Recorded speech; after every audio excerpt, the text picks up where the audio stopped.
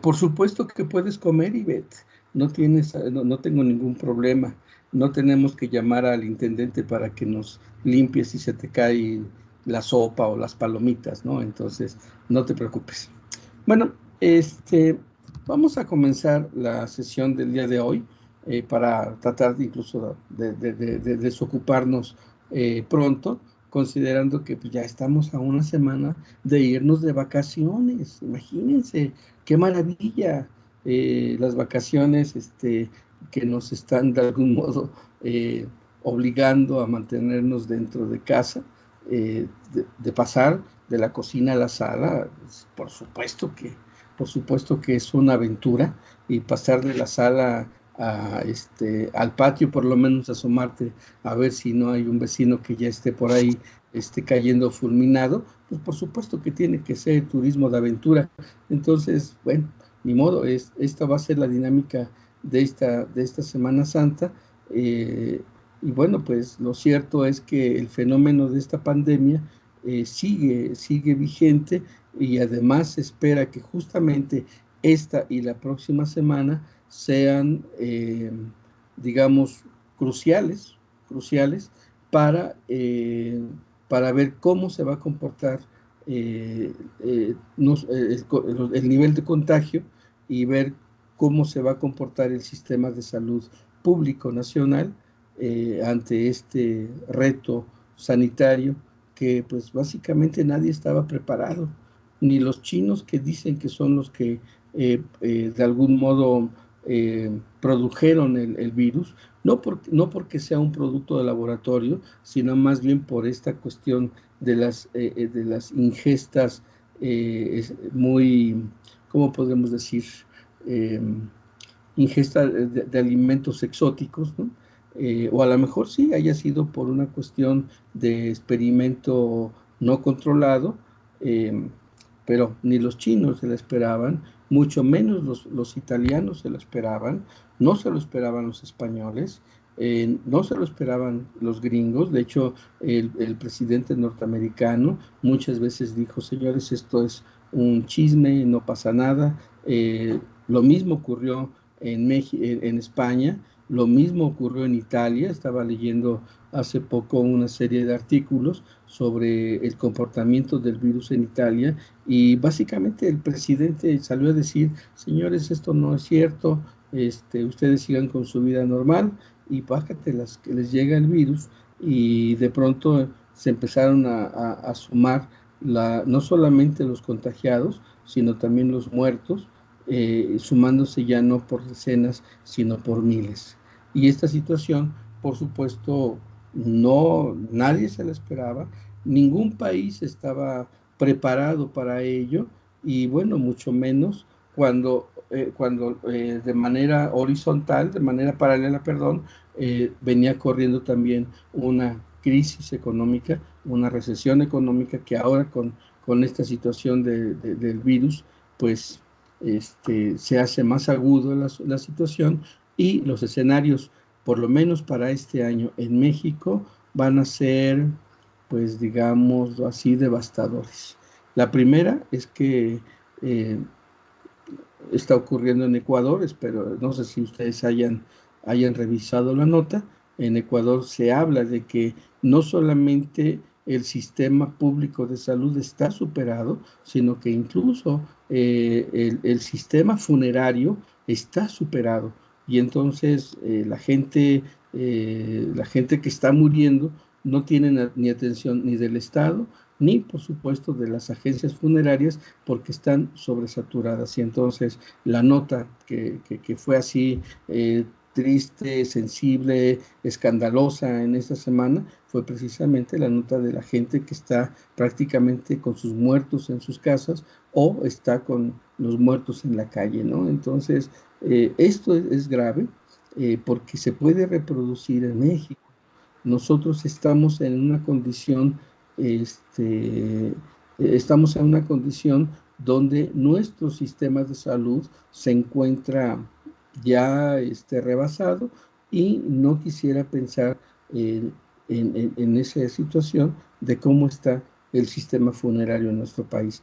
Entonces, mientras son peras mientras son manzanas. Lo cierto es que nosotros tenemos que tener una actitud diferente, una actitud universitaria, y la actitud universitaria implica tener, yo creo que lo comenté alguna ocasión, un temor prudente, es decir, ni dejarse llevar por el pánico. No están sonando las 7 trompetas del apocalipsis, pero tampoco podemos dejarnos llevar por una actitud indolente de decir, aquí no pasa nada.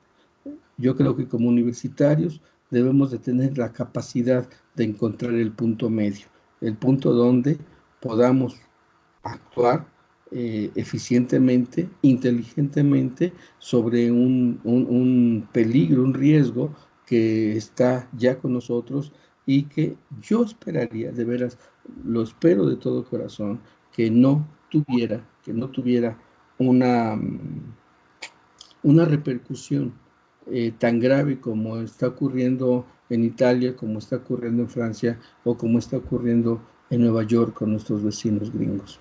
Eh, pero bueno, eso es lo que está sucediendo, y el problema es que tenemos nosotros que tener bueno, primero, el problema es que somos sujetos de riesgo, nosotros y nuestros familiares.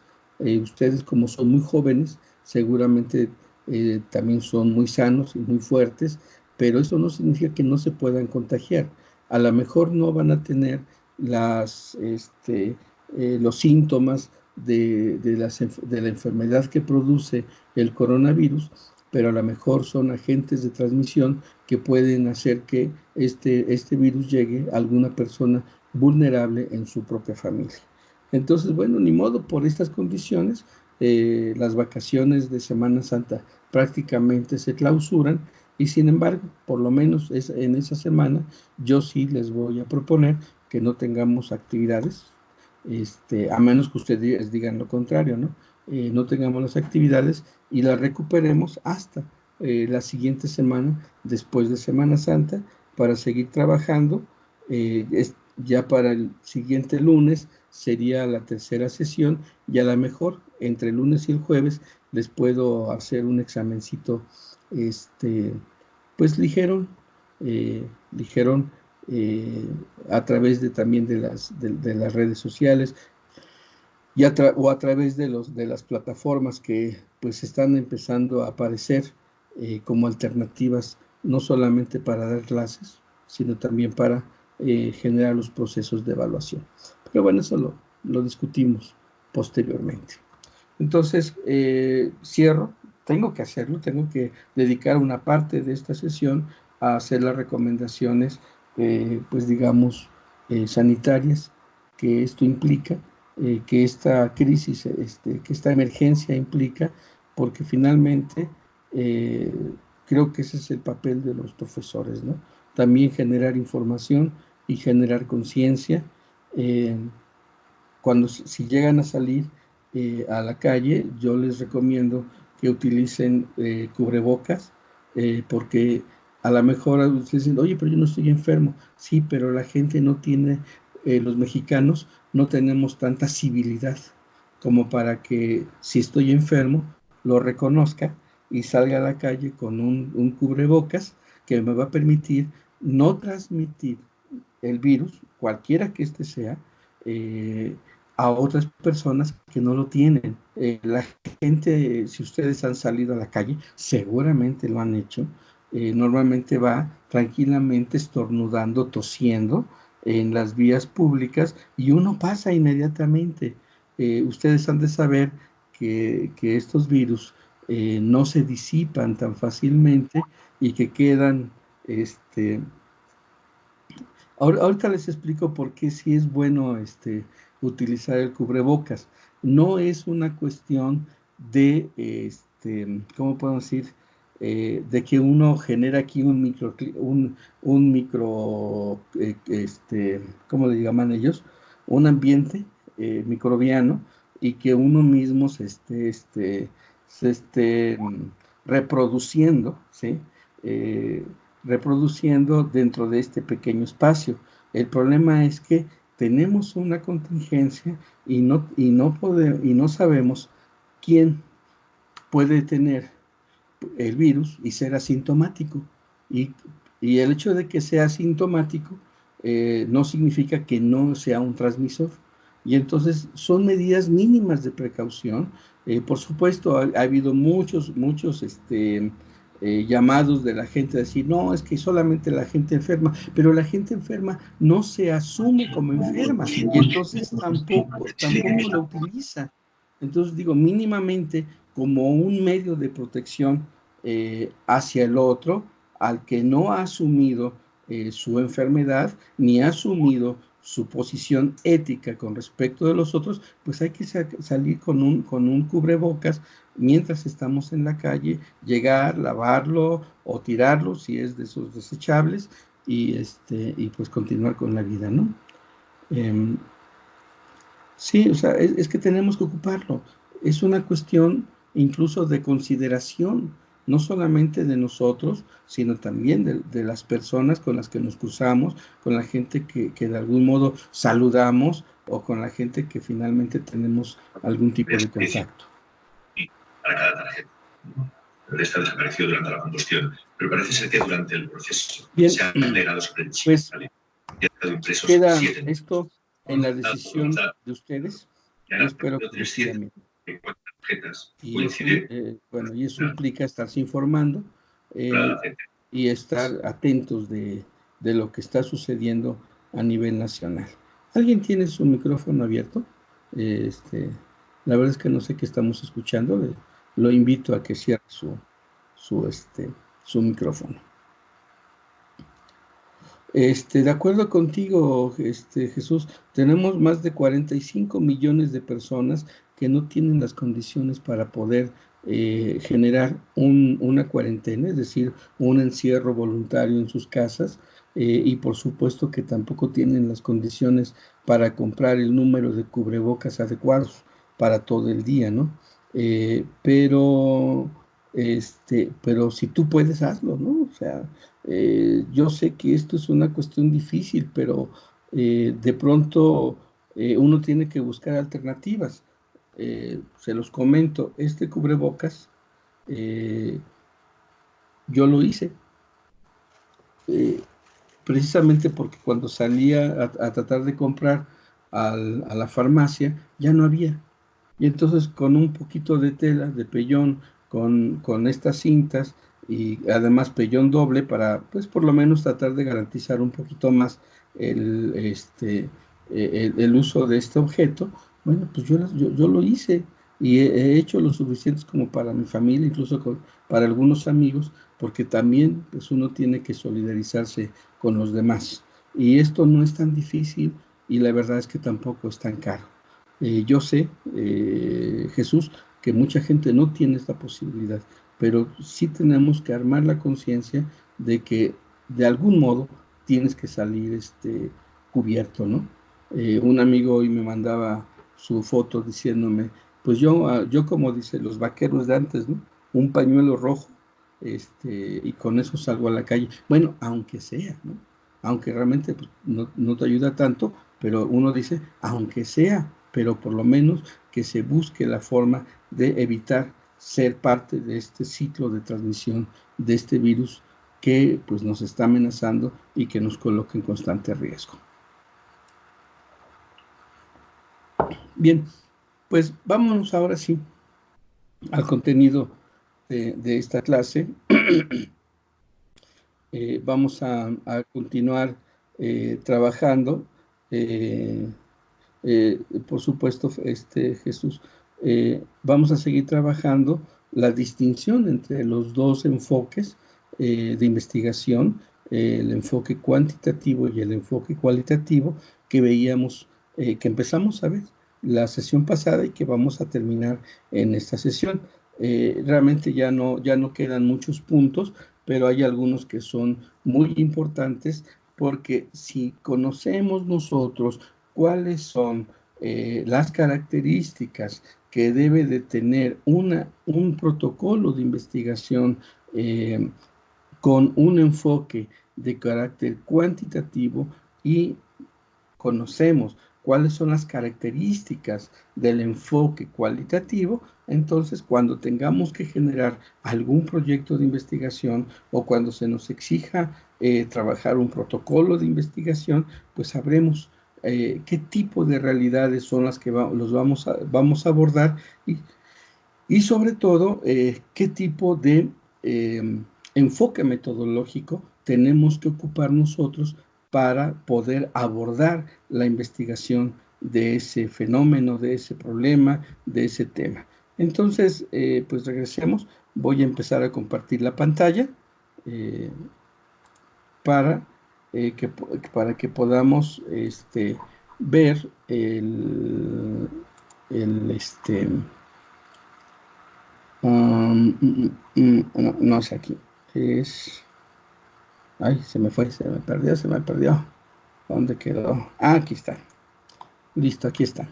Bueno, solamente para recordarles, recuerden que estábamos viendo este texto de Sampieri, de Hernández Sampieri, sobre metodología de la investigación, y él tiene el capítulo 1, específicamente va conducido hacia generar las diferencias de ambos enfoques y por supuesto también sus similitudes. A nosotros nos interesa más la diferencia para que podamos establecer digamos, una identificación de qué tipo de qué tipo de enfoque debo de utilizar en la investigación que voy a realizar.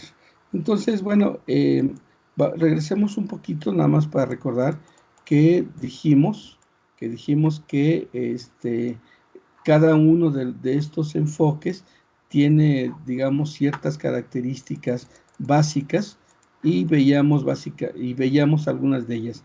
Decíamos el punto de partida, por ejemplo, en el enfoque cuantitativo, es hay una realidad que conocer, mientras que en el enfoque cualitativo hay una realidad que descubrir.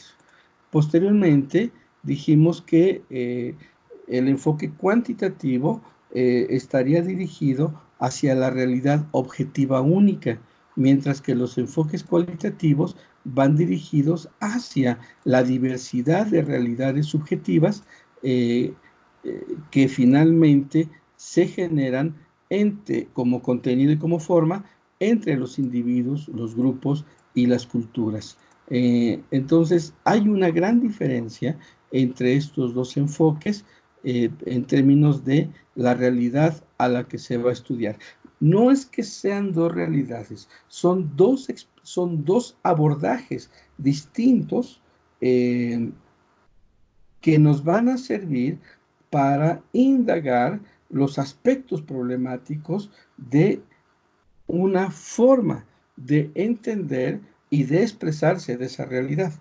Porque aquí pareciera ser que hay dos realidades, ¿no? Una realidad objetiva y una realidad subjetiva. En realidad, perdón, esto no ocurre así porque toda realidad objetiva debe de ser referida con respecto del sujeto que la observa. Entonces, no es tan sencilla.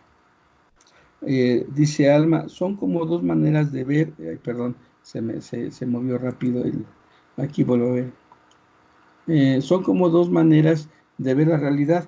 Son dos abordajes para tratar de analizar, de interpretar las expresiones de la realidad que nosotros como investigador estamos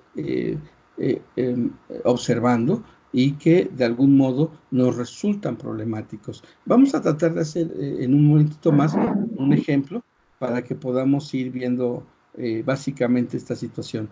Es la misma realidad, pero son dos enfoques que nos permiten abordar cierto tipo de fenómenos, ¿no? Y entonces si regresamos a nuestro... Tania, ¿puedes cerrar? Ándale, gracias.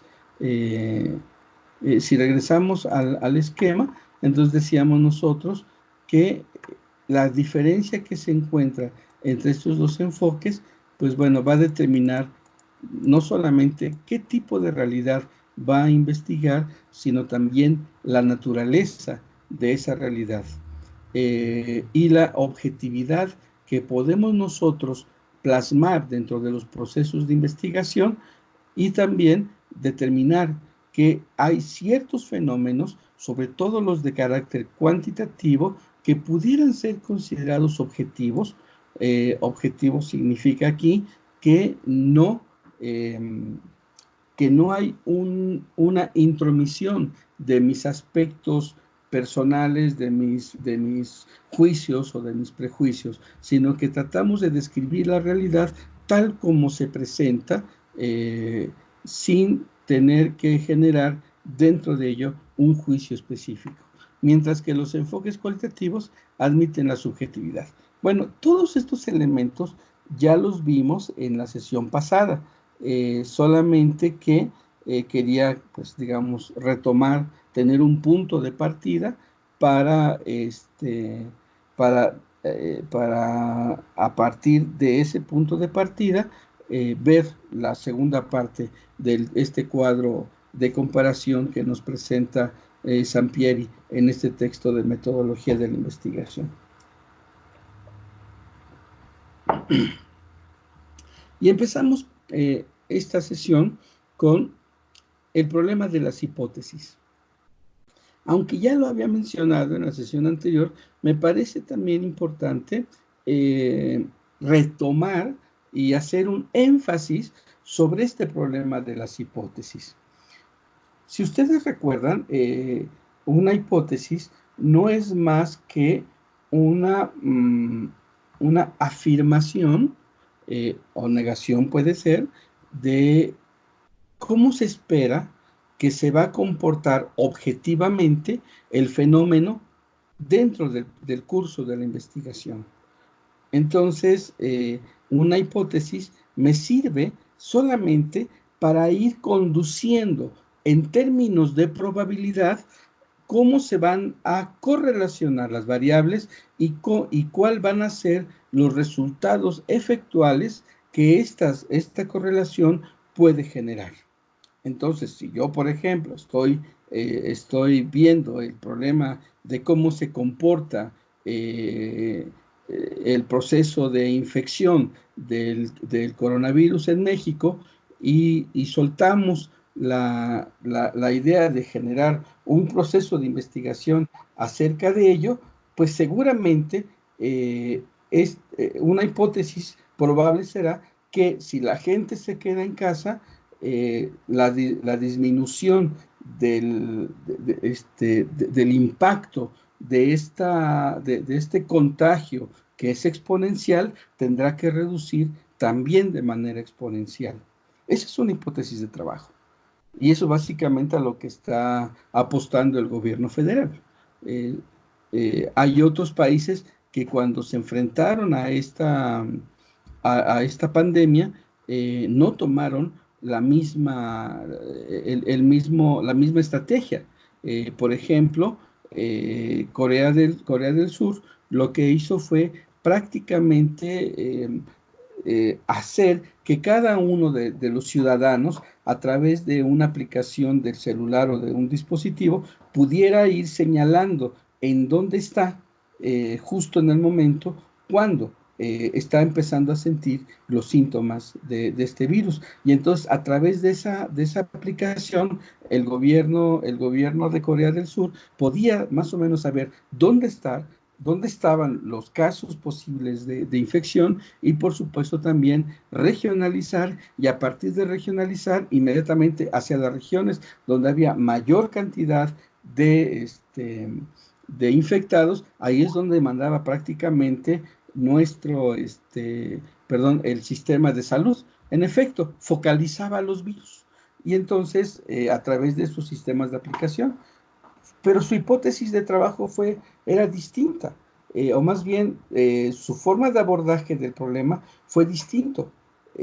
No tuvieron que esperar a ver si la gente, al resguardarse en sus casas, iba a disminuir la curva de contagios.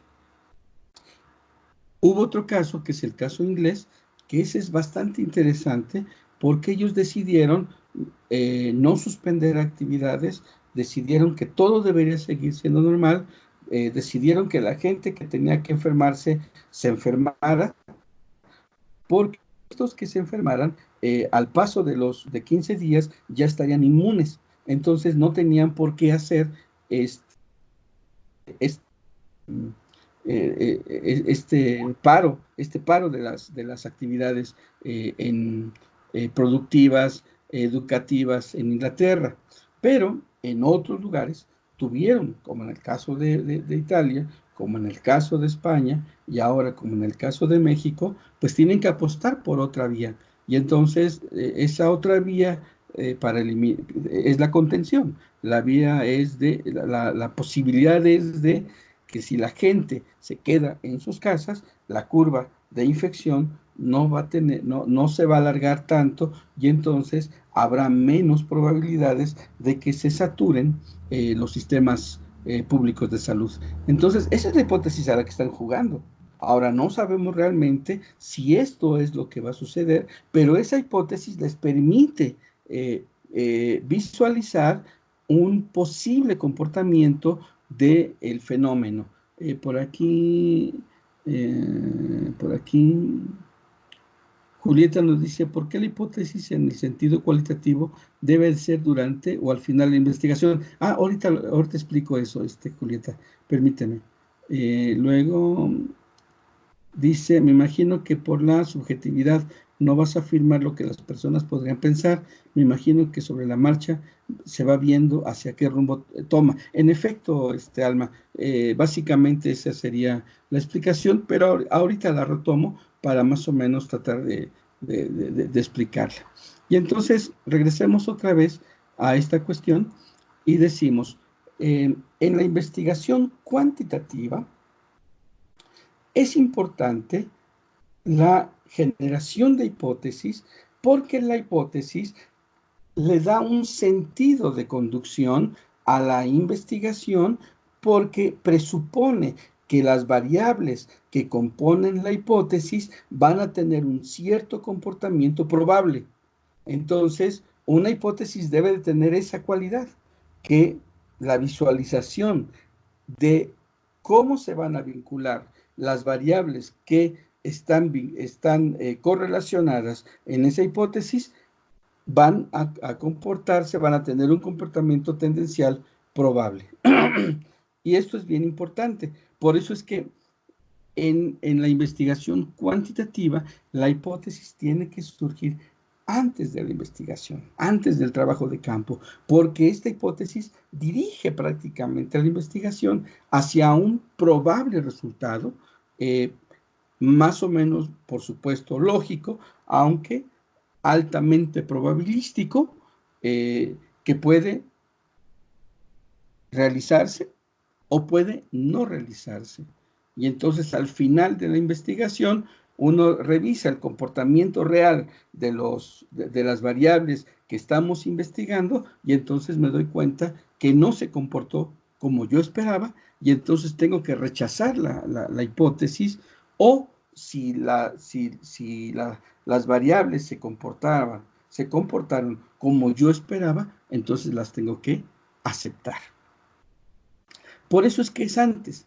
¿Qué pasa con el caso de la investigación cualitativa? En la investigación cualitativa, de hecho, puede iniciar sin hipótesis. Una hipótesis forzosamente requiere de variables de observación y además de variables que estén correlacionadas. Pero en el caso de la investigación cualitativa, muchas veces tenemos que ir a campo para ver exactamente qué está ocurriendo internamente dentro de los fenómenos y solamente atrevernos a plantear lo que también en metodología, que Sampierre no lo reconoce aquí en este texto, es el uso de ay, se me fue la palabra, permítanme un segundo, de supuestos hipotéticos. Es decir, aquí no requiero de una hipótesis formal con variables, indicadores, sino que lo que tengo que hacer más o menos es de suponer dentro del curso de la investigación cuál va a ser el sentido de esta investigación y el sentido del comportamiento del fenómeno dentro de la misma, sin tener que sujetarnos a la rigurosa comprobación de esa hipótesis. Mientras que en la investigación cuantitativa uno tiene que comprobar hipótesis en el sentido de aceptarlas o rechazarlas. Y aquí hago un pequeño paréntesis, así chiquito, solamente para decir, hay gente que en la investigación está tan obsesionada por comprobar sus hipótesis que muchas veces modifica los resultados para que la hipótesis sea comprobada. Lo que estas personas no saben es que una hipótesis solamente puede ser aceptada o rechazada. Y si tu hipótesis es aceptada, por supuesto que ya generaste un proceso de investigación. Pero si tu hipótesis es rechazada, también ya generaste nuevos datos. Entonces es tan válida una hipótesis aceptada como una hipótesis rechazada. Porque aunque no logres comprobar tu hipótesis, ¿sí? Aunque no la logres comprobar, ya generaste nuevos datos y, por supuesto, nuevas formas de entender el comportamiento del fenómeno con sus variables. En cambio, en la investigación cualitativa no es necesario comprobar. No es necesario comprobar. No hay, digamos, la necesidad de colocar variables en correlación, generar mecanismos de observación de cómo se comportan esas variables y después establecer, digamos, el sistema de correlación de esas variables para poder comprobar absolutamente nada.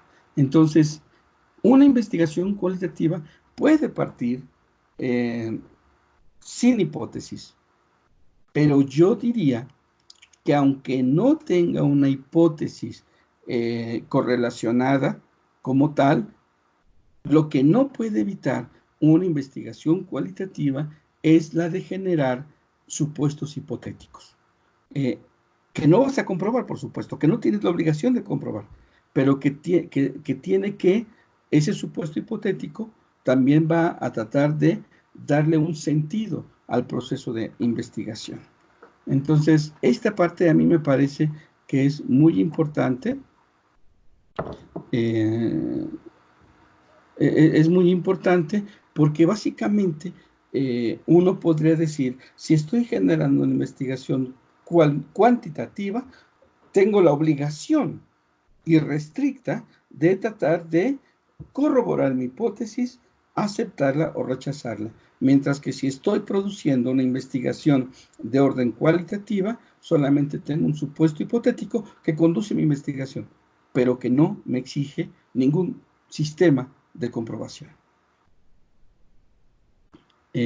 Dice Julieta, en lo cualitativo se rechaza, se acepta o se comprueba la hipótesis. No, ya lo dije, en la investigación cualitativa ni se acepta, ni se rechaza, ni se comprueba. Lo único que hace la hipótesis es dar un sentido de orientación al proceso de investigación. Supongamos, vamos a tratar de colocar un ejemplo básico. Bueno, ahorita reviso este ejemplo, o más bien lo que nos está planteando Jesús, pero trato de planteárselos del siguiente modo. Supongamos que en efecto quisiéramos determinar el porcentaje de personas que en México pudieran contagiarse por el coronavirus y medir la probabilidad que tienen estos de acrecentar el grado de letabilidad del virus. Letabilidad significa que generan muerte. Y entonces, para eso, yo tengo que buscar infinidad de variables. La edad, por ejemplo, la condición económica también, por ejemplo.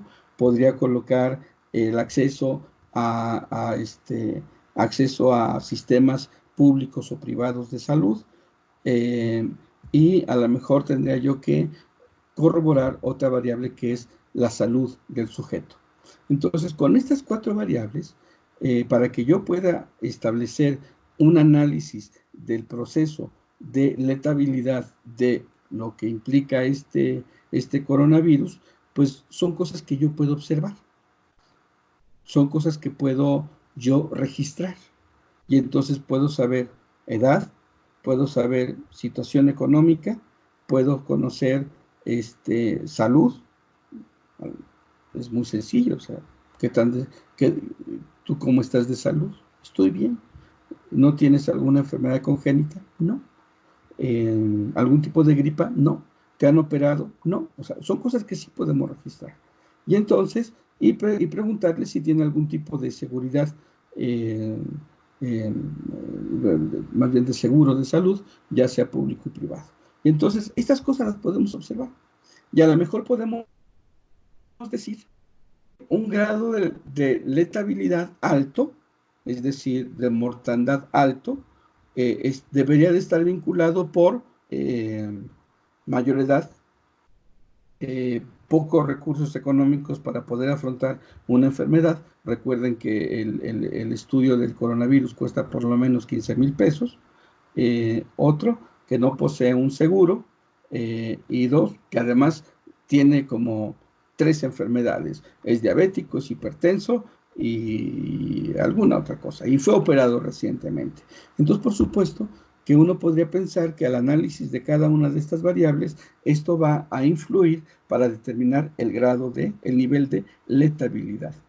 Esto que les acabo de decir es una investigación, sería una investigación que para realizarla tendríamos que utilizar el enfoque cuantitativo, porque tenemos los registros de observación y podemos ver cómo se vinculan, cómo se correlacionan cada uno de estos elementos, y esto también cómo generan un resultado.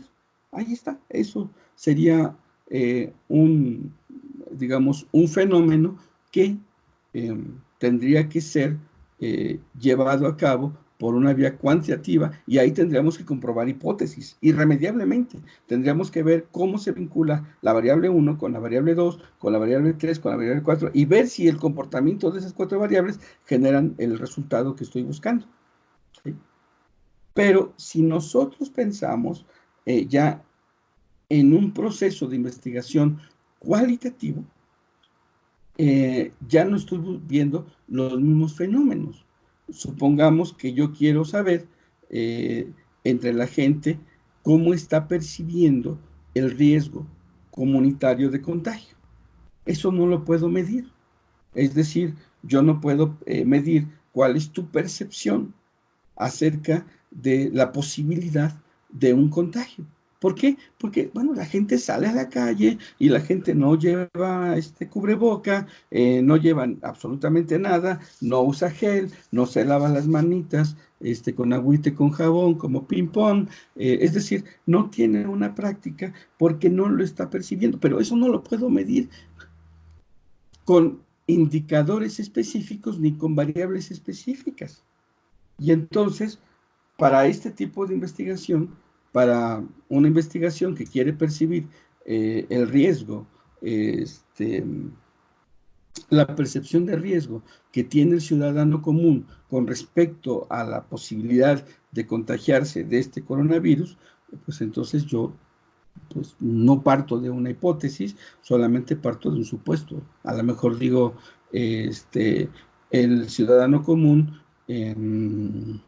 piensa que en efecto no se va a contagiar porque los mexicanos somos bien chipotles, ¿no? Y entonces si sobrevivimos a los tacos de Doña Pelos, sobrevivimos cualquier virus que se genere en China o en México o en cualquier lado, ¿no?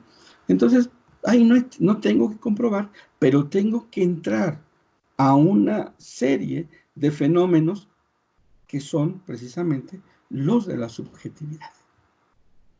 Y en los fenómenos de la subjetividad, por supuesto, no tenemos posibilidades de hacer registros ni de generar variables que se vinculen unas con otras. Ahí lo que tenemos que ver es lo que piensa la gente, cómo percibe la gente el riesgo, cuáles son, quizá, a quién le cree más dentro de la estructura del juego de los medios de comunicación, etcétera, etcétera. Pero esas finalmente ya son aspectos que van directamente vinculados con los aspectos de la subjetividad. A ver, déjenme ver qué es lo que dice Jesús.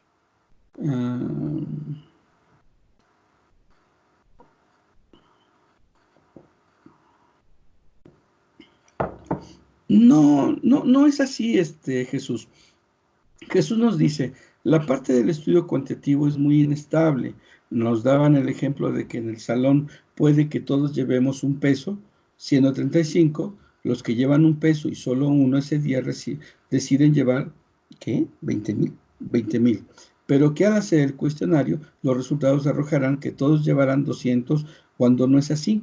Entonces los datos no son tan coherentes. Bueno, claro, digo, no es así porque la estadística tampoco es tan ingenua como para poder hacer solamente una media estadística y decir, todos traen hoy 200 pesos. No, no es cierto. La estadística también tiene que revisar las particularidades y entonces se establecen gráficas. Y entonces dicen, a ver, ¿cuánto trajo Felipe hoy? 15. Y entonces, en una gráfica, a ver, lo voy a poner aquí.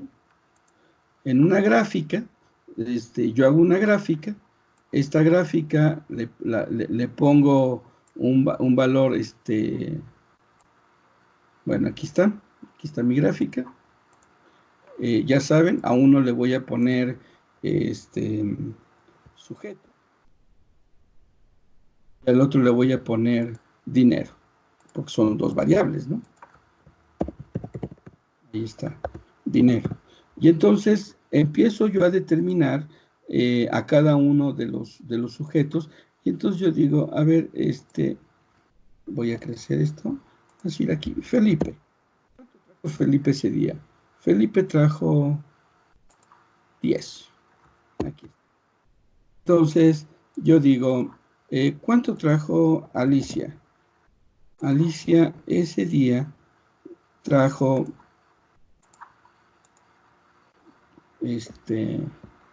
trajo 2,000. Trajo 2,000. Y vamos a ver, ¿cuánto trajo Alma? Alma ese día trajo 2. Y vamos a poner otro aquí. ¿Cuánto trajo Miguel? Miguel ese día se tuvo que venir en combi, caminando, porque ese día no llevaba nada. Ahí está. A lo mejor en términos estadísticos uno podría sacar una medida estable, que es la media aritmética que todos conocemos.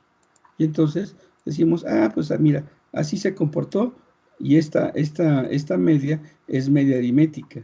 Y entonces todos traemos, como dice Felipe, ¿cuánto dijiste, Felipe? 200. Supongamos que en efecto la media aritmética en este momento es de 200. Y entonces uno diría, pues en efecto, como la media aritmética fue igual a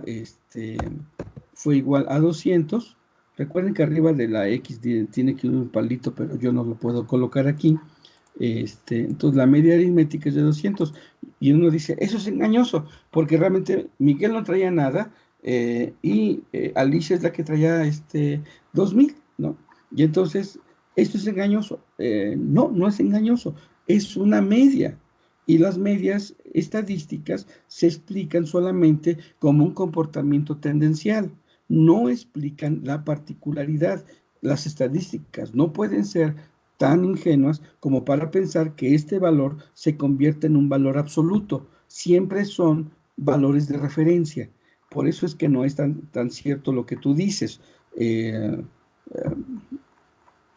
A lo mejor una situación jocosa para esto sería decir que, que tú llegaste en segundo lugar en una competencia de 10 kilómetros de caminata. Y entonces dicen, ¡ay, segundo lugar, qué interesante! Pero cuando te preguntan estadísticamente, ¿y cuántos concursaron? Y entonces tú dices, 2. Bueno, ya, sabemos que perdiste, pero el hecho de haber dicho que llegaste en segundo lugar es engañoso, por supuesto, porque lo estás refiriendo como un valor absoluto, no como un valor referencial. Entonces, no, Felipe, no te dejes engañar por este tipo de situaciones que resultan ser simplonas, ¿no? Imagínense ese político que dice que construyó 300 kilómetros de carretera, 150 kilómetros de ida y 150 kilómetros de regreso. Y entonces uno dice, ay, sí, 300 kilómetros, ¿no? O sea, son los juegos absurdos.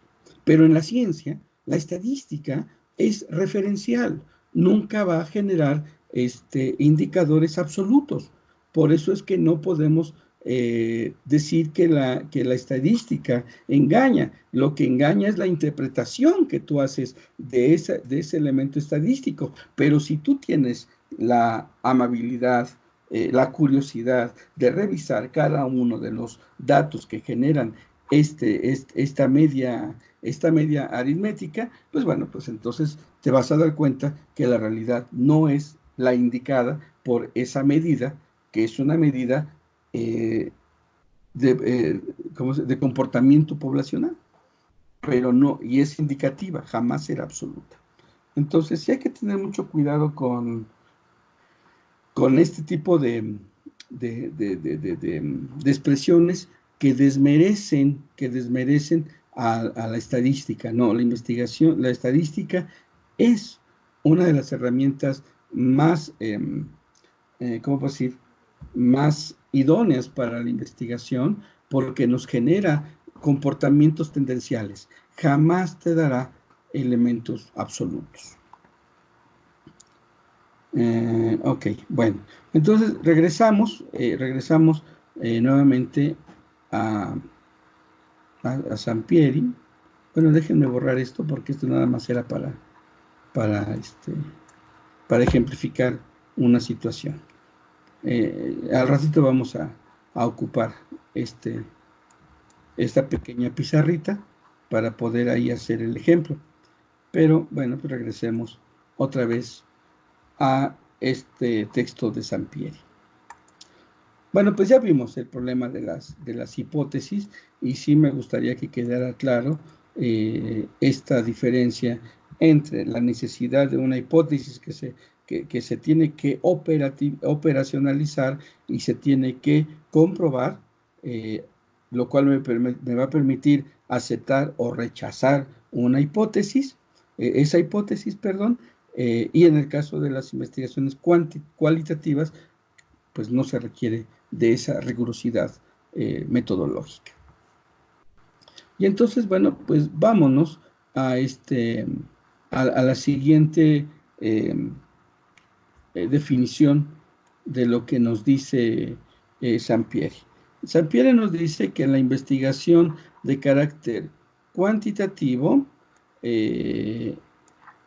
se tiene que generar una muestra de población. Aquí a lo mejor es importante volver a repetir un elemento que me parece que es fundamental. Híjole, creo que la regamos la regué al borrar este gráfico. Lo vuelvo a colocar. Paciencia, paciencia, soy lento con estas cosas, soy lento con el cursor, ahí está. Y entonces, vamos a decir algo muy sencillo. Cuando nosotros hablamos de la investigación cuantitativa, en realidad lo que nosotros estamos estudiando es el comportamiento observable, registrable, medible, cuantificable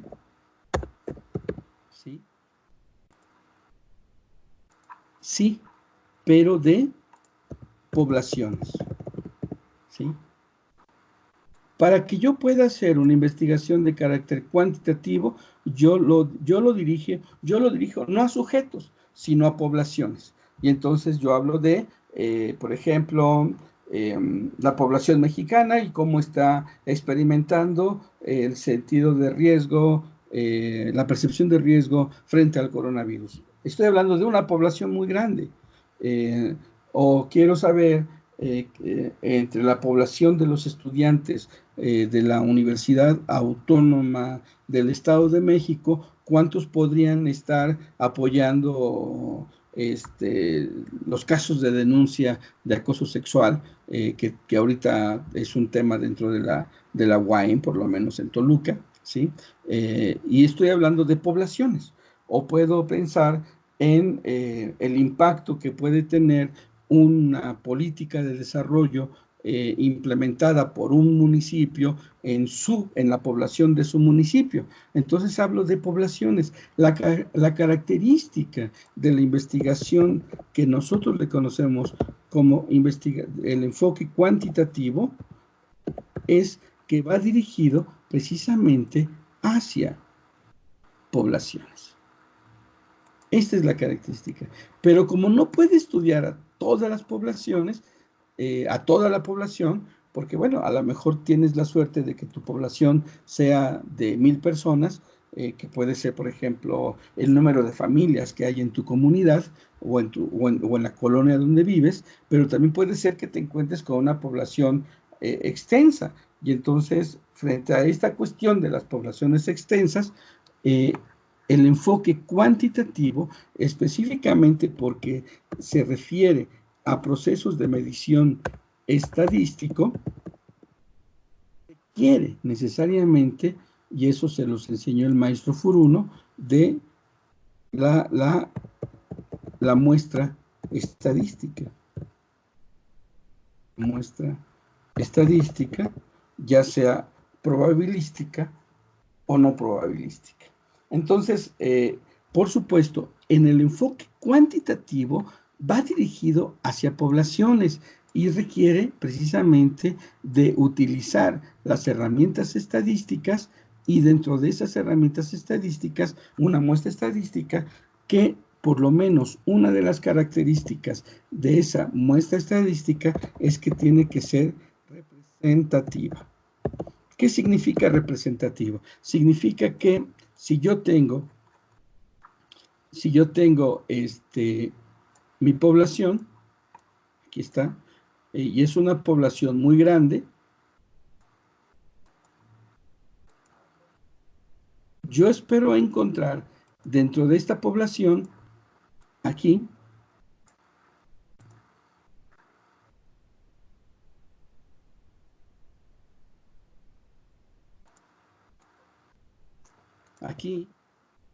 supongamos que aquí,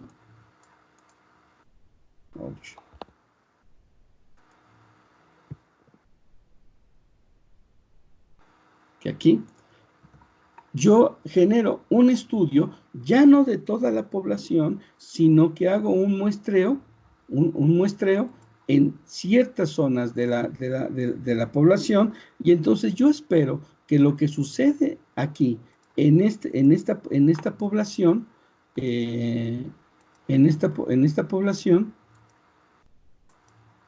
o en esta parte, perdón, de la población, o lo que sucede en esta parte de esta población y lo que sucede en esta parte de la población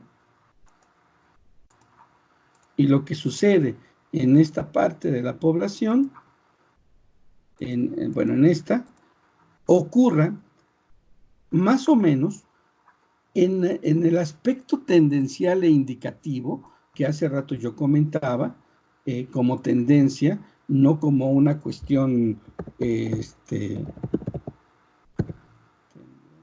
tendencial, no como una cuestión absoluta, pero sí como tendencial, esto que sucede aquí, esto que sucede aquí, esto que sucede aquí y esto que sucede aquí es un indicativo tendencial de lo que ocurre acá.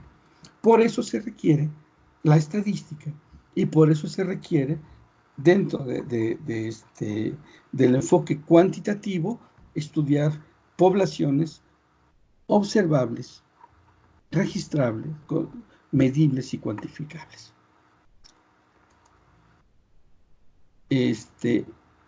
Ponga control Z. Muchas gracias. Entonces, ¿pero qué pasa con la investigación cualitativa? La investigación cualitativa no va dirigida a poblaciones. Y esto es una característica muy importante. El enfoque cualitativo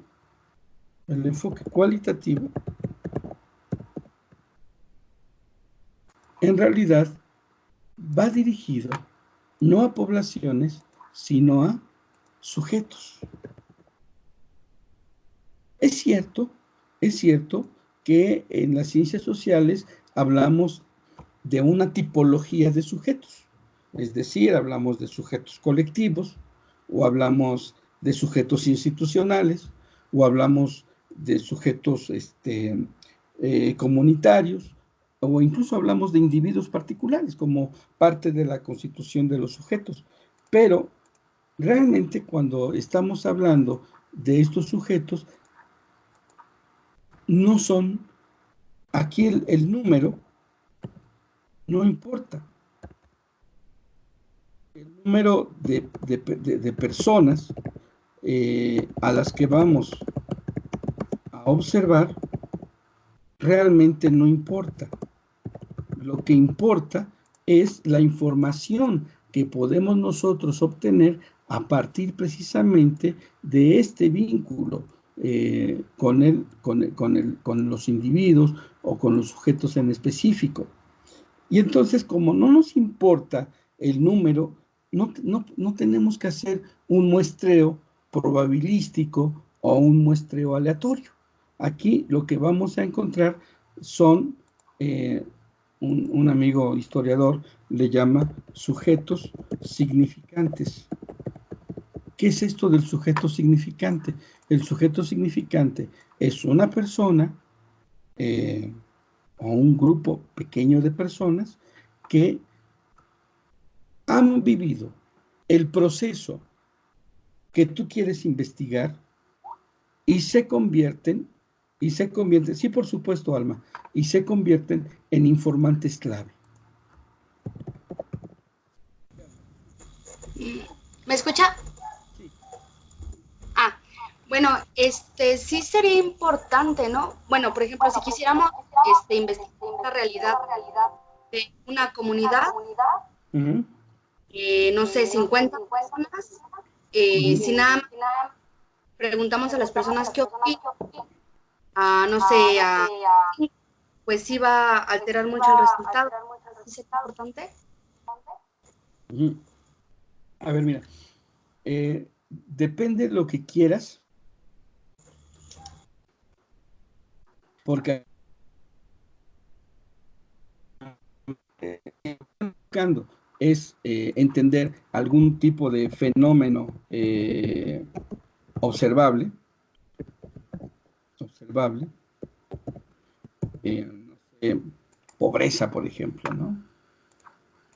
Entonces, si tú quieres observar la pobreza y tú dices, bueno, es que la comunidad que yo voy a investigar en realidad solamente tiene 50 personas, es un caso hipotético, ¿no?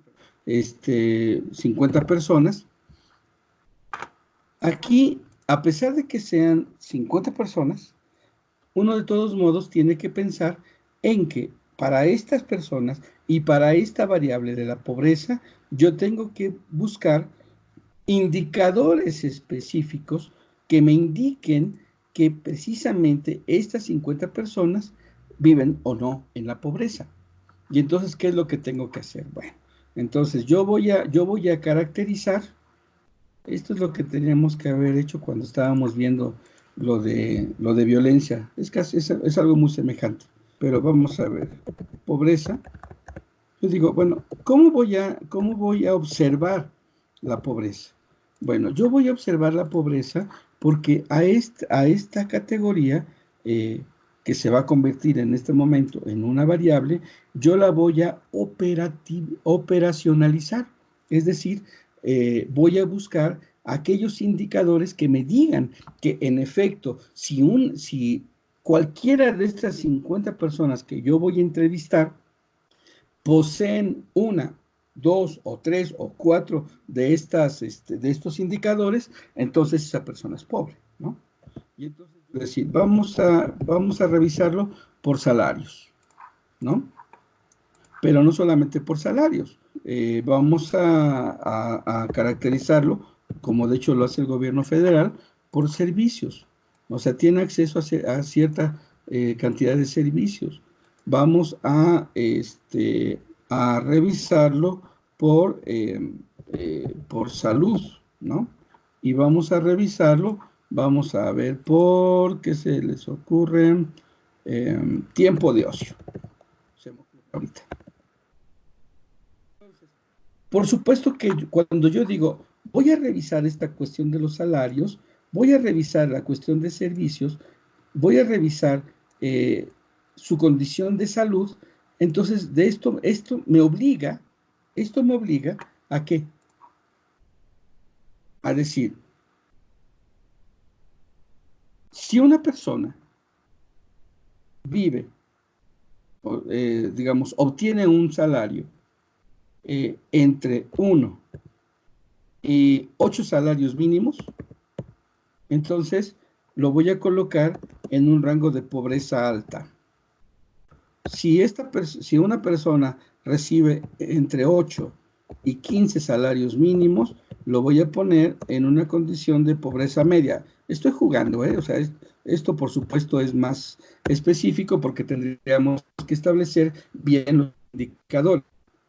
Y a partir, pobreza media, ¿no? Dijimos. Ahí está. Y si pasa de 15 a más, entonces, vamos a ponerle pobreza, bueno, ni siquiera pobreza, clase media, ya pertenece a la clase media, ahí está. Bueno, estos son los indicadores de esta variable. De tal modo entonces que cuando yo tenga que hacer mis entrevistas a estas 50 personas, yo voy a medirlas con respecto a estos indicadores. Y entonces yo, por supuesto, eso implica ya una serie de preguntas específicas. Oiga, ¿y usted cuánto gana? ¿No? ¿Cuánto gana? Y ese dato ya me lo ubica o aquí, o me lo ubica aquí, o me lo ubica aquí. Vamos a suponer que en servicio, dijéramos, los indicadores son agua entubada, casa, bueno, no, es que casa propia sería otro, no sería servicio, sería ¿qué? Drenaje, sería luz, sería servicio de internet, ¿qué otra cosa? Bueno, supongamos que fueran, claro, esto puede ser más grande, ¿no? Y entonces yo empiezo a decir, perfecto, si esta persona no tiene agua entubada, si no tiene drenaje, si vive en un lugar donde no hay luz y no hay internet, entonces es pobre. Si además lo sumamos a que no recibe entre 1 y 8 salarios mínimos, entonces es pobre. Si además el señor no tiene servicios de salud pública, aquí lo que podemos decir, si este señor tiene IMSS, si tiene ISSSTE, si tiene el seguro popular, o definitivamente, o tiene un seguro privado, ¿no? O definitivamente no tiene ninguno de ellos, entonces ya me da indicador sobre el aspecto de la salud, ¿sí? Y bueno, tiempo de ocio, tendríamos aquí que decir, ¿tiene o no tiene tiempo de ocio? ¿Cuánto tiempo ve televisión? ¿Cuánto tiempo se la pasa frente a las redes? ¿Sale a pasear o no sale a pasear? Etcétera, etcétera. Entonces, ya cuando nosotros tenemos estos elementos son medibles. Cada uno de ellos me va a dar un registro y me va a decir cómo se comporta para el número de personas que yo voy a entrevistar. Pueden ser 50 personas, porque esta es mi población, ¿no? Esta es la población que yo he determinado. Y como son 50, a lo mejor mi investigación me permite entrevistarlas a todas. Ahí no hay mucho problema. Sigue siendo cuantitativo el asunto, ¿sí? Sigue siendo observable, sigue siendo registrable, ¿sí? Digo, si ya subo a 500, a lo mejor ya es donde digo, caray, como son 500, pues mejor me voy al muestreo para poder estudiar 15 aquí, 10 acá, 20 acá y 20 acá. Y entonces cruzo la información que se da entre estos y yo tengo que suponer que lo que ocurre aquí en pequeñito ocurre en la población en general. Bueno, sí, es que voy para allá, voy para allá. Entonces, esto es lo que ocurriría aun cuando fuera de carácter cuantitativo y aun cuando el número de personas fuera de 50. Supongamos que en este caso, en el caso cualitativo, yo digo, bueno, no importa el número de personas a la que vamos a observar. Es decir, puede ser una. Hay una técnica que vamos a revisar, que son los estudios de caso. Los estudios de caso. En el estudio de caso puede ser una sola persona a la que vamos a investigar. Solamente que esa persona tiene que tener una cualidad importante, precisamente cuál es, que en esa persona el proceso que vamos a investigar se ha desarrollado al punto de que lo que ha vivido esa persona me permita hacerlo a un sujeto significante o un informante clave, aunque fuera solamente un caso. No importa. Ya les dije que aquí no importa el número de sujetos a los que vamos a entrevistar. No es un enfoque dirigido a poblaciones, sino a sujetos. Y alguien diría, oiga, maestro, pero vamos a suponer que tengo esas 50 personas. También.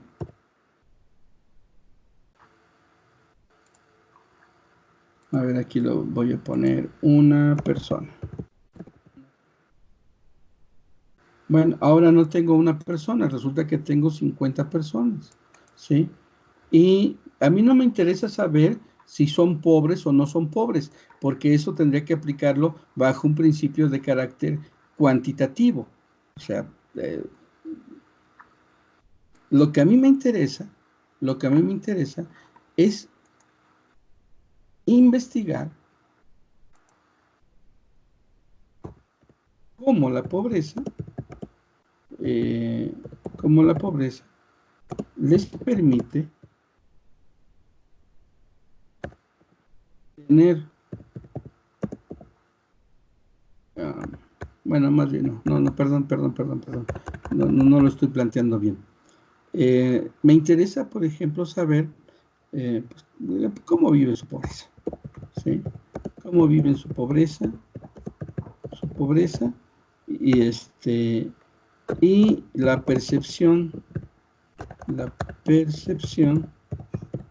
que tiene sobre el gobierno municipal de la zona donde ellos viven. Ahí está. ¿Qué pasa aquí? Primero, a mí no me interesa saber si son pobres o no son pobres, sino cómo viven su pobreza, ¿sí? Es muy diferente porque aquí no estoy visualizando indicadores tan particulares como están estos, sino que aquí lo que voy a ver son condiciones de las emociones. Aquí lo que yo voy a empezar a revisar son las emociones.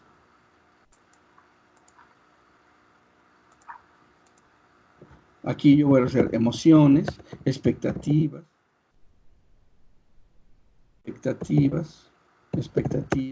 creencias. Fíjense, hay gente que dice, yo nací pobre y voy a morir pobre. Eso es una creencia, ¿sí?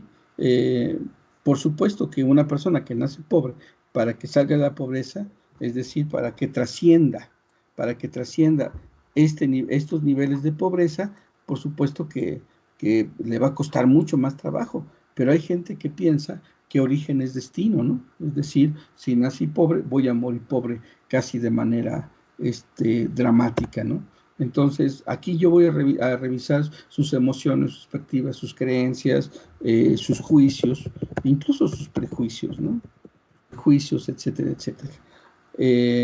Y voy a colocar en correlación con esto que aquí coloqué yo como cómo ellos perciben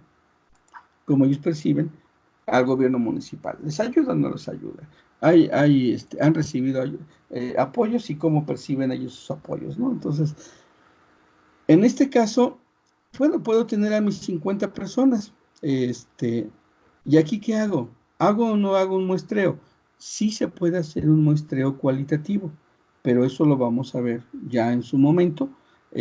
O puedo entrevistar a los 50, pero aquí lo que realmente genera el enfoque cualitativo es esto, ¿sí?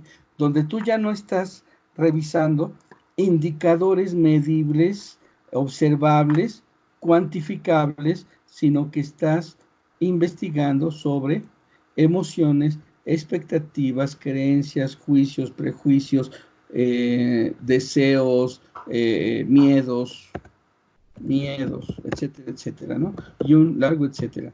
Aquí lo que estás rastreando, lo que vas a rastrear, no es otra cosa más que el aspecto, el orden significativo de la experiencia social. Esto es lo que hace realmente diferente a un enfoque de carácter cualitativo del enfoque cuantitativo que requiere necesariamente para su generación de datos muy específicos, de registros muy específicos, de correlación de variables, ¿sí? Con un fenómeno, digamos, observable, para no meterme más en problemas ahorita. Entonces, esta es la diferencia de los dos, de los dos enfoques, específicamente en relación con lo que implica el uso de, como aquí estaba, de la población. En los enfoques cuantitativos se requiere de una, se requiere de el muestreo poblacional, mientras que en el enfoque cualitativo, aunque a veces se requiere de una muestra, no es ni obligatorio y por supuesto el número de población tiene que ser más restringido, tienen que ser casos mucho más particulares porque no podrías tú rastrear la subjetividad, es decir, no podrías rastrear estos elementos de emociones, expectativas, creencias, juicios, prejuicios, miedos, vivencias de toda una población que requiriera precisamente esta herramienta de la distribución poblacional. A ver, regreso a las preguntas.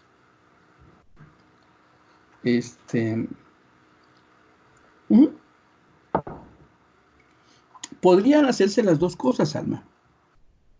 Podría hacerse una investigación, como tú lo dices, para saber qué tan pobres son.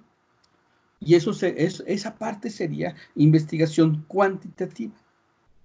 Y pudieras hacerlo lo otro, es decir, cómo viven o perciben su pobreza. Eso sería investigación cualitativa.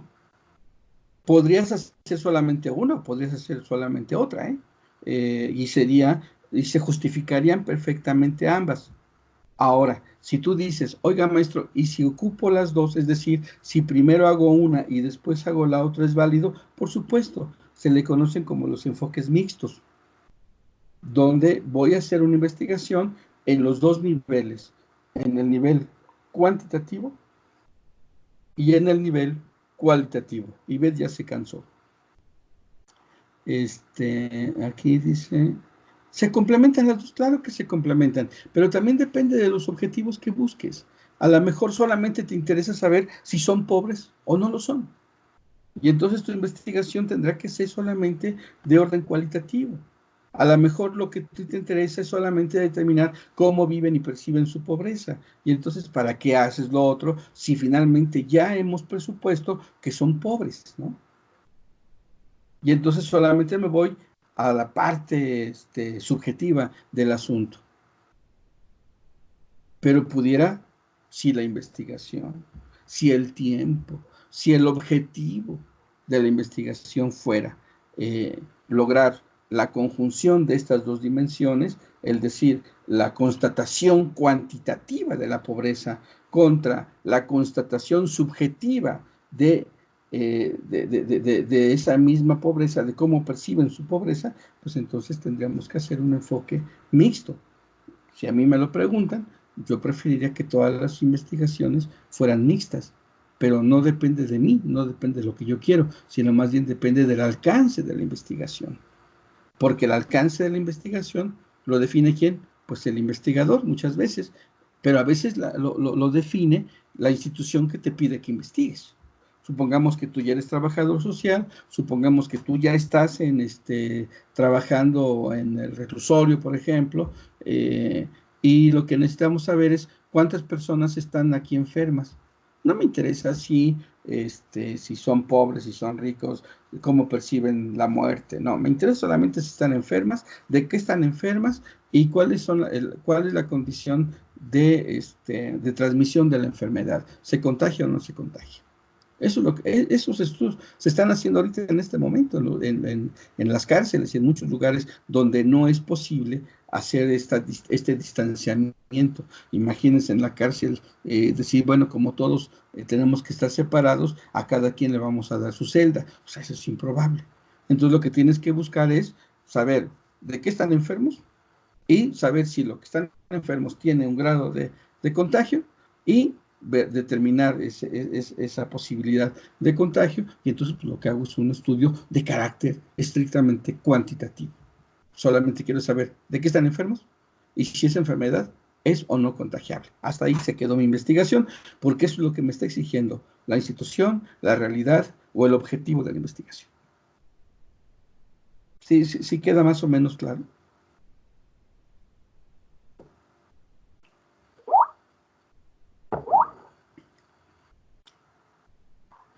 Bien, pues entonces, perfecto. Muy bien, Alma, gracias, Lisbeth. Gracias, Julieta.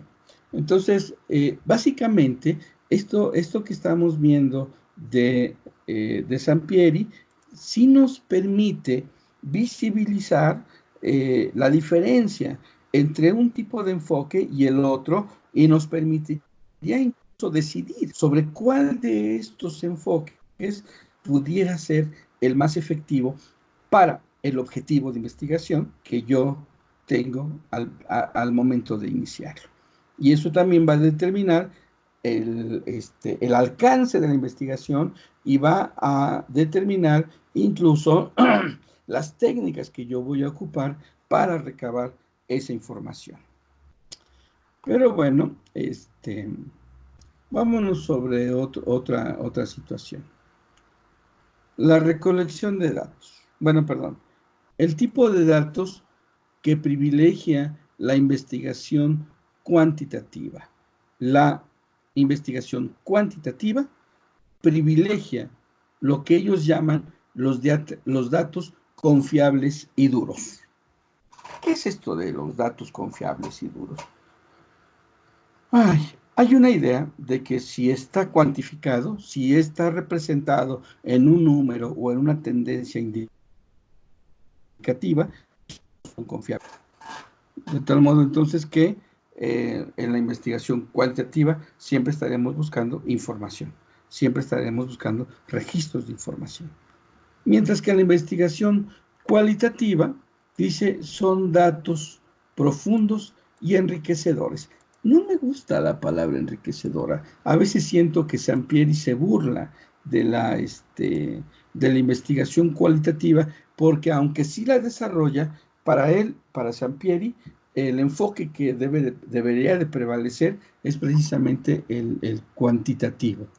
Y cuando desarrolla esta parte de la investigación cualitativa, como que incluso le va restando un cierto tipo de valor. ¿Qué es eso de un dato profundo y enriquecedor? En realidad serían datos profundos y significativos. Es decir, no estoy buscando enriquecer mi vida o enriquecer mis valores o enriquecer mi información. Lo que estoy buscando es determinar los elementos significativos de la realidad que está viviendo el sujeto en medio de ese fenómeno que estoy investigando. Entonces, yo creo que aquí Sampieri se excedió, porque no son datos profundos y enriquecedores, sino son datos profundos y significativos. Yo en algún momento les comenté a ustedes que la dimensión de la experiencia humana prácticamente se da en el ámbito de la significatividad. Y creo que les hacía,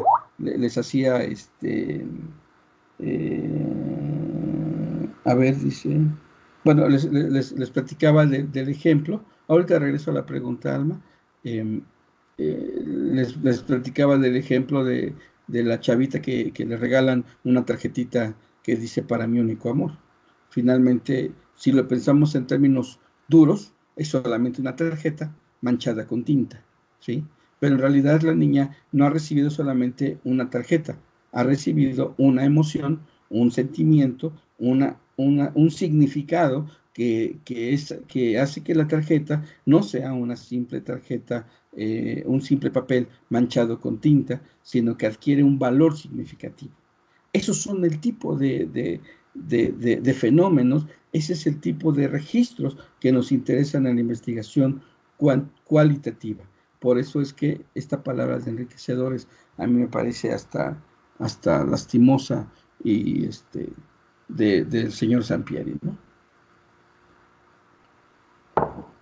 Bien, voy a avanzar más rápido porque ya más o menos tenemos las generalidades de los de ambos enfoques. Ok, las características del análisis de datos. Ok, ya tengo los datos. Ya fui a campo, ya observé, vamos a regresar a nuestro ejemplo, ya observé cada uno de estos indicadores, de estas variables con sus indicadores. Ya los tengo, ya tengo toda la información para este tipo de enfoque cuantitativo, o incluso ya fui al campo y ya le pregunto, ya tengo las entrevistas a profundidad, ya tengo las historias de vida para estas personas a las cuales yo voy a investigar sus elementos significativos de su experiencia social. Ok, ya tengo los datos. Y ahora, ¿cómo debo de abordar esos datos? Y aquí es donde precisamente viene otra vez la gran diferencia.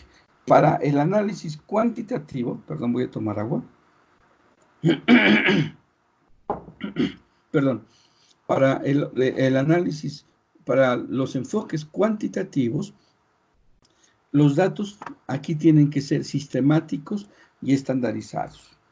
Tiene que haber una utilización intensiva de la estadística. Tiene que estar basado en variables y casos. Si regresamos a nuestra laminita, ¿sí? Este es el caso, es decir, determinar el nivel de la pobreza, ¿sí? Y las variables son estas, y los datos estadísticos son los que nosotros pudiéramos en algún momento dibujar como procesos de tendencia dentro de este gráfico estadístico. Ahí está. No, ahí está. Entonces, bueno, regresamos a y además nos dice que el análisis de datos tiene que ser impersonal. Vuelve a insistir Sampieri en que el investigador tiene que tratar de no entrometerse en los resultados y en la interpretación, en el análisis, perdón, de los datos que ha registrado. No debe de colocar ahí ni sus juicios, ni sus prejuicios personales. Tiene que ser lo más objetivo e impersonal que se pueda con esa información. Y bueno, normalmente el análisis aquí se realiza posterior a la recolección de datos, al final, que es normalmente lo que hemos hecho. Hacemos una investigación, vamos a campo, hacemos el registro de esa información, información que hemos tenido que registrar en instrumentos, y ya después de todo eso hago el análisis. En el caso del enfoque cualitativo, lo que nosotros vamos a encontrar son otro tipo de análisis. De principio, aquí no hacemos análisis, sino interpretación. En la investigación cualitativa valen más los aspectos interpretativos que los aspectos de orden sistemático. Y entonces Sampieri nos dice que la característica del análisis de los datos que hemos obtenido de la investigación, pues van de algún modo dependiendo del modo en que se recolecten estos datos, porque puede ser datos textuales, es decir, de documentos, pueden ser simbólicos, pueden ser en audio, pueden ser en video, ¿sí? Nos dice que este análisis de datos tiene que ir más bien caracterizado por la inducción analítica y, por supuesto, la idea de este tipo de datos no requiere necesariamente el uso estadístico, aunque él habla de un uso moderado de la estadística, que puede ser simplemente el conteo, sumas, restas, digo, eso lo hacemos todos los días sin querer, y normalmente es basado en casos o personas y sus manifestaciones. Entonces, digamos que pudiéramos hacer esta distinción a partir de la dinámica del análisis de los datos.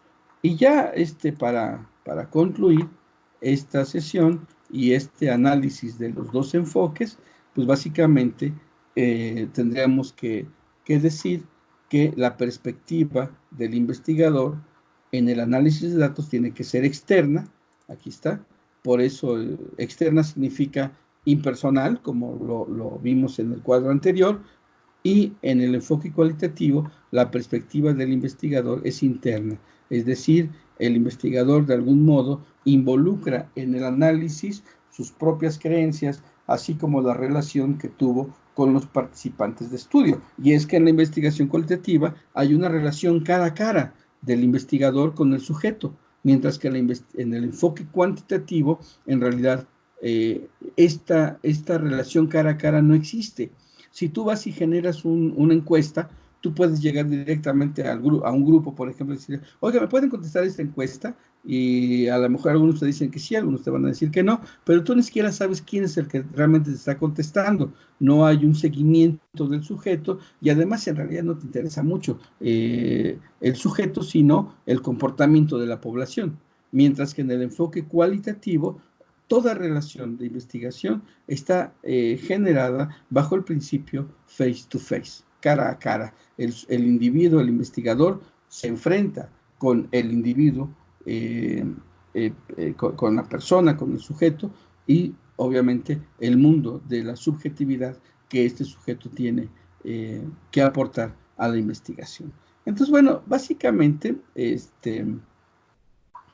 bueno, terminamos con esta cuestión del enfoque cuantitativo. Me salto algunos de estos porque no me parecen más bien redundancias de las cosas que ya hemos discutido, tanto en esta como en la sesión pasada. Y bueno, pues terminemos con esta cuestión. El reporte de resultados para Sampieri, el reporte tiene que utilizar un tono objetivo, impersonal, no emotivo, que sería algo así como, encontramos que el 50% de la población ha sufrido algún tipo de violencia y de acoso sexual, mientras que el 25% de ese 50% dice haber generado algún tipo de denuncia institucional, y de ese 25, el 15 dice no haber recibido absolutamente ningún tipo de apoyo.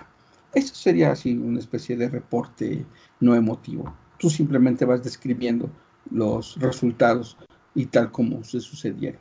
En cambio, en la investigación cualitativa se da la permisividad del tono personal y el emotivo. Hay una novela eh, eh, muy bonita, porque esa novela surgió de un proceso de investigación cualitativa. Eh, y prácticamente esa novela está construida a partir de del diario de campo del antropólogo que hizo la investigación. Y entonces imagínense el antropólogo eh, haciendo un reporte diciendo, y ese día me encontré a don Juan, el indio yaqui, en la estación de autobuses. Vestía con una ropa típica de la región, con pantalones, pantalones ¿cómo se llaman estos? De manta y unos guaraches desgastados. Cuando yo me acerqué a saludarlo, su mirada se fijó en mi mirada y me dijo, usted está enfermo. Eso es también un reporte, pero si se dan cuenta, aquí el antropólogo se da la licencia de utilizar un tono personal para describir el estudio etnológico que él estaba realizando entre los indios yaquis que conocen de plantas psicotrópicas aquí en el norte del país, allá por los años 70. Entonces, digámoslo así, que estos son los elementos que nosotros pudiéramos determinar entre las cuestiones que son diferentes eh, entre el enfoque cuantitativo y el enfoque cualitativo. Yo aquí dejaría la sesión, solamente ya para que ustedes pudieran hacer algún tipo de participación.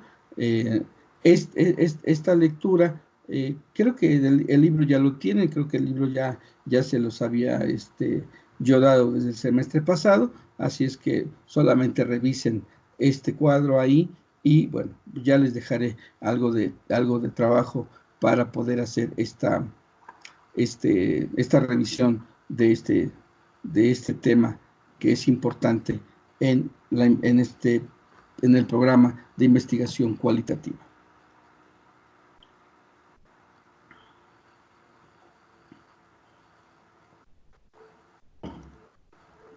El libro, por supuesto, sí lo vuelvo a compartir, se los vuelvo a enviar. No sé si lo más adecuado sería que se lo envíes a Samuel y que Samuel lo suba al Face del grupo, para que todos lo vuelvan a tener por si acaso, ¿no? Y ahorita checo si personalmente te lo puedo enviar a tu inbox para que lo tengas también, ¿no? Pero yo, de principio diría, pues lo mandamos a todos en el Face grupal, ¿no? Bueno, pues ya está. Pues no sé si tengan algún comentario, alguna duda, o como siempre ocurre en clases, no, profe, todo quedó claro.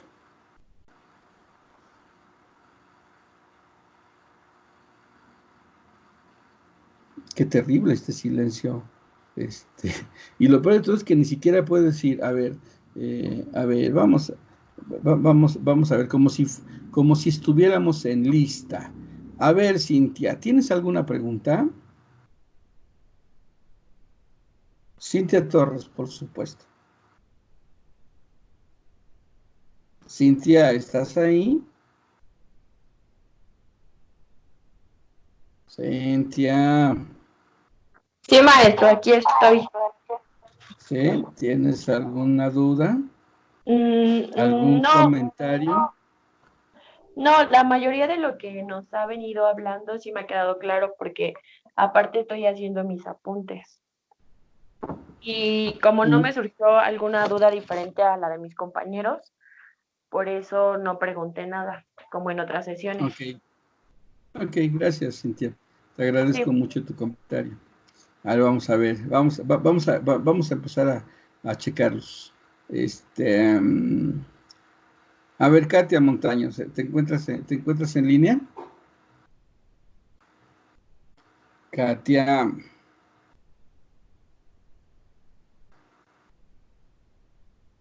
Katia, seguramente se fue a preparar un sándwich. ya que como no hay seguimiento a que si pueden o no comer, pues no hay problema. Bueno, miren, no voy a ventanearlos a uno por uno y para hacerles preguntas en específica. Debería hacerlo con Ivette, pero hace rato vi que salió, volvió a entrar, entonces, bueno, podría hacerlo porque si no se pierde la costumbre, pero no lo voy a hacer, Ivette, no te preocupes. Entonces, pues si no hay preguntas, pues yo creo que tendríamos ya que ir cerrando esta sesión. Empezamos como a las 5:10 y ya son las 6:48. Qué rápido se van 2 horas en medio de esta chunche. Y bueno, pues aunque es completamente impersonal, bueno, por lo menos tenemos la posibilidad de interactuar, ¿no? Bueno, entonces ya les mandé el documento por WhatsApp. Ah, bueno, pues ya Jesús el libro, supongo, ¿verdad, Jesús? Fue lo que lo que les enviaste. Ok, ya apareció Katia. Dice que no tiene ninguna duda. Ah, bueno, gracias, Jesús, por esto. Yo lo dejaría a su consideración, Samuel. Si ustedes quieren, ahora es que nos sintonizamos el próximo lunes, pero si no, pues lo dejamos hasta la siguiente semana. No sé cuál sea el punto de vista de todos ustedes. Finalmente, no van a poder salir, ni yo tampoco puedo salir de mi casa. Entonces, bueno, podríamos tener a lo mejor la sesión del lunes y ya la del jueves no. Digo, a lo mejor ustedes van a hacer la representación de la crucifixión ahí en la sala de sus casas y bueno, pues van a estar ocupados, pero quizá el lunes sí, no sé. Ustedes díganme, ¿tenemos o no tenemos sesión el próximo lunes?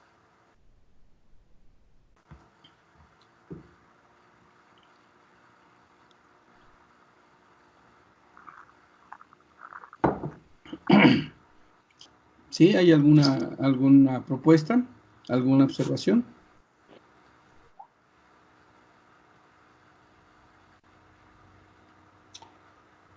Dice Jesús que prefiere que la clase de lunes sea para explicar algunas dudas sobre el contexto de la materia. Pues sí, ustedes díganme y yo, eh, pues yo me acoto a lo que ustedes quieran. Si quieren que sea solamente una clase de dudas, pues por supuesto, yo no tengo ningún inconveniente. Al contrario, a lo mejor el lunes pudiéramos hacer, en vez de hacer el seguimiento al texto de Sampieri, a lo mejor pudiéramos tratar de hacer un ejemplo un poco más específico de una investigación cuantitativa y una de carácter cualitativa. Entonces, no sé si ustedes lo quieran, como una especie así ¿cómo podríamos llamarlo? De ejemplo básico para poder aplicar, ¿no? Bueno, Samuel dice que está bien, pero ¿y los demás qué dicen? ¿Sí nos vemos el lunes? Ok, Alma dice sí, mejor el ejemplo, porque nadie dice sus dudas. Ok, mejor los ejemplos. Opino lo mismo, Jesús. Gracias, Jacqueline, gracias, Jesús.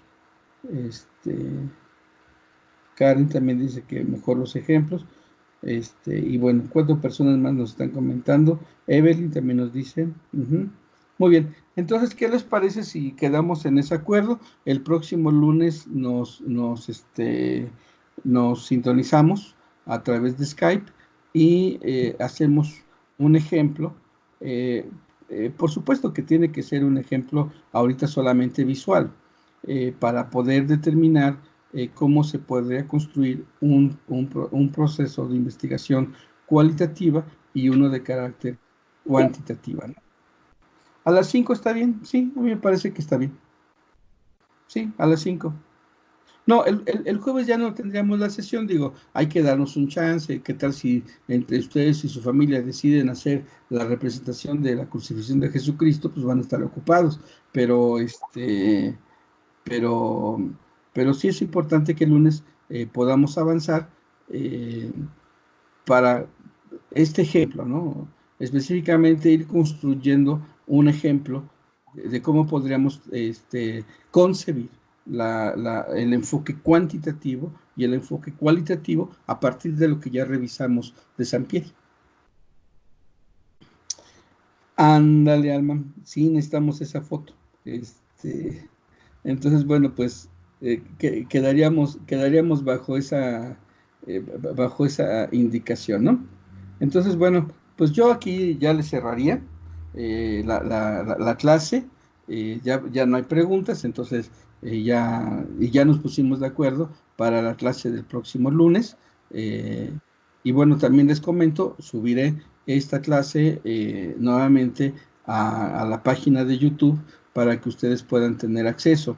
La idea es que regresando de las actividades de Semana Santa, tengamos un ejercicio de evaluación con respecto de las clases que hemos visto por esta vía de las tecnologías de la comunicación, las TICs, ¿no? Entonces, pues no sé si haya más.